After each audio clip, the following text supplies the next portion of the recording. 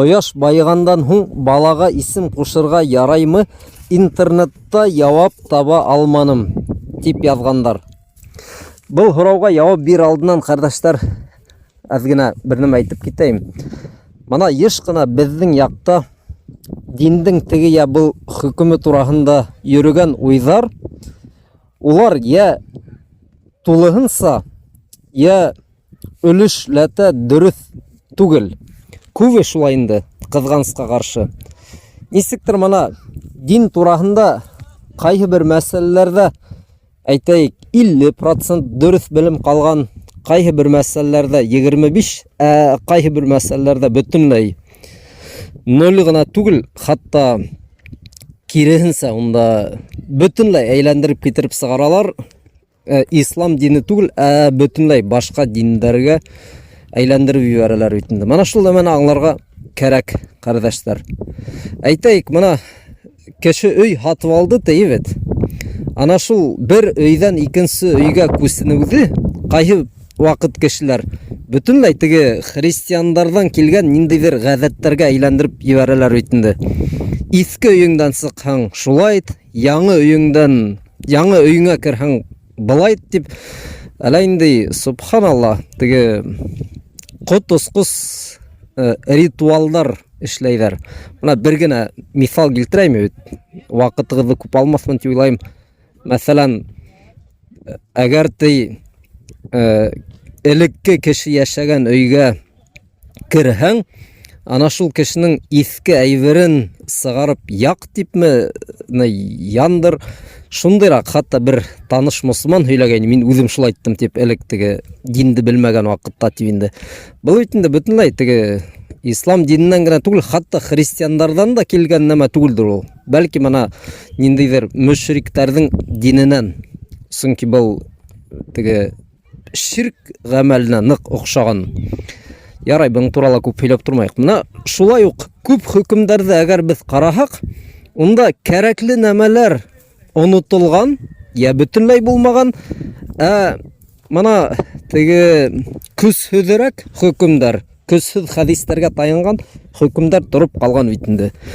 Исем кушуга килгәндә, кардашлар, мана ошы мәсьәләлә акыйка тигән нәмәне халык ул тиклем белмәй, хатта был һүзлә күптәр ишетмәгән, һәм тимәк, мана малай өсөн 2 харык салына, кыз өсөн 1 харык салына дигән нәмәне аңламайдар. Исем куштыруды ябай гына мана баланы тотып мәсҗидкә килтердең дә, имам баланы халдыла, бер якка азан әйтте, икенче якка иқамат төшерде, шуның менән бетте. Мана исем кушылды ибет ислам динендә. Шундый гына эшкә әйләндергәннәр. Шул гына торып калган. Без бу эшкә хәзер азак кире кайтырбыз. Иң тәүдә көсле хадисләрдә әйтеп китәйек. Исем кушу турасында. Исем кушу ул тәсмия дип атала. Гарәп телендә тәсмия. Исем тәсмия ул бер тамырдан килгән һүзләр. Күп хадисләрдә Пәйгамбәрбез саллаллаһу алейһи ва саллям әйткән, бала ти ул үзенең акыйкаһының рәһене. Хәзер аңлатабыз, нимә дип әйтелгән монда.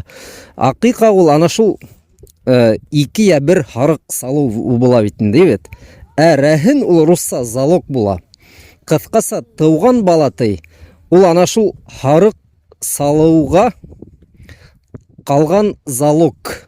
Һезгә Аллаһ Тәгалә мәсәлән бала бүләк итте, әле ти ул уны туганны кыланыр өсөн тәүдә акыйка салыгыз дигән мәгънәлә әйтелгән хадис. Ана шул акыйканы салып куйгас, балагызны яратып, кыланып теге хәзер инде мана һезнең ярдәмсыгыз, кыямәт көнендә һезнең шул шәфәгать сәбәбе һәм башкаһы дип кылана алаһыгыз, ләкин әли шул кыланыстан алда тәүдә харык салыгыз дигән мәгънәлә ошо һүзләр. Һәр бер туган бала үзенең акыйкаһының рәһене. Шул һәм шул хадистә әйтелә, Оның өсін 7-сі күндә салына тигән. Туғандан һуң 7-сі күндә ана шул харык я харыктар салына, ибет. Һәм исем кушыла тиелгән. Исем кушыла. Тәсмия, юсәммә тиелә хәдистә. Һәм башы кырыла. Һәм башын кырабыз инде, ибет. Сәстәрен. Шулай, мына кардәшләр. Бұл хәдистәрде шул ана шул ақиқаның вәҗип булуына дәлил итеп кабул итер кирәк. Кайһы бер галимдар уны вәҗип ди, обязательный ақиқаны кылу, кемдер мустахаб диһәлә, был нык теге зур мустахаб. Һәм хатта кайһы бер галимдар, әгәр ата-әсәгез һезнең өчен ақиқаһын кылмаган икән, һезнең ақиқагызды һез үзегез өчен уны кылып куярга тиешсез. Ирҙәр 2 харык, катындар 1 харык үзләре өчен. Әгәр ана шул исем кушкан вакытта 7-нче көндә һезнең ата-әсәгез буны эшләмәгән икән. Исем кушуга килгәндә, исем кушул кардәшләр иглан гына әйтү. Мана минең, мәсәлән, Мөхәммәд улым тыуды дип әйтәләр. Я минең, мәсәлән, Зәйнәп кызым тыуды дип, ана шул исемен иглан итәләр 7-нче көндә. Ләкин теге уйларга кирәкмәй, тик 7-нче көндә генә ул исем билдәле була, бынан алда була алмай дип. Юк, әлбиттә. Хатта бала тумас бурын, ибет. Хатта мана бер яшь малай әйтеп куя ала. Иншалла, малайым тауха, мин уға шундай исем бирәм дип, хатта үзен әйтәйек, Әбу Мөхәммәд дип йөрөтә ала. Али Мөхәммәд дигән улы булмаһа, мөмкин, кыскаһы, был исемде алдан уйлап кую мөмкин. Шулай ук сахих көсле хадистә әйтелгән, Пәйгамбәрбез саллаллаһу алейһи ва саллям әйткән, улида лия лейлата мәулудун. Минең бүген малайым тыуды. Фәсәммәйтуху Ибрахима бисми Аби Ибрахим. Һәм мин уга Ибрахим дигән исем куштым. Атайым Ибрахим исемен дип әйткән. Ана шундый хадис. Кыскаһы әйтелә бит инде мына хадистә. Бүген төнөн тыуды минең улым һәм уга шундый исем бирдем. Тигәс, димәк, бу 7-нче көндә генә әйтелә торган нәмә түгел. Исемде хатта 1-нче көн, хатта алданрак та һез уйлап куя алагыз. Мана шулай исем кушыу. Инде халык арасында таралган теге мулла агайга, имамга китерәбез дә, уның уң ягына азан әйттерәбез, ул ягына иқамат төшерәбез. Был гамәл көсһез хадискә таяна. Көсһез хадискә. Кайһы бер галимдар, хатта мин күргәйнем, ул мухадараларында, лекцияларында буны маузук дип атай, уйдырма, вымышленный хадис.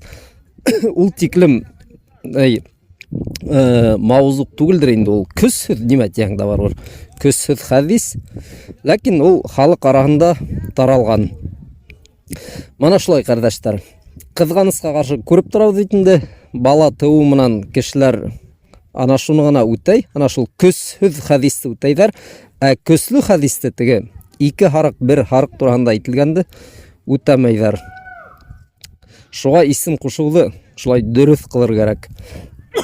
Инде ниндәй вакытта бунда әйтелгән бит инде, ана шул муллага кис апаргамы, төнен апаргамы, кояш байганнан һуңмы дигән ундый бернинди дә мәсьәлә юк ислам динендә.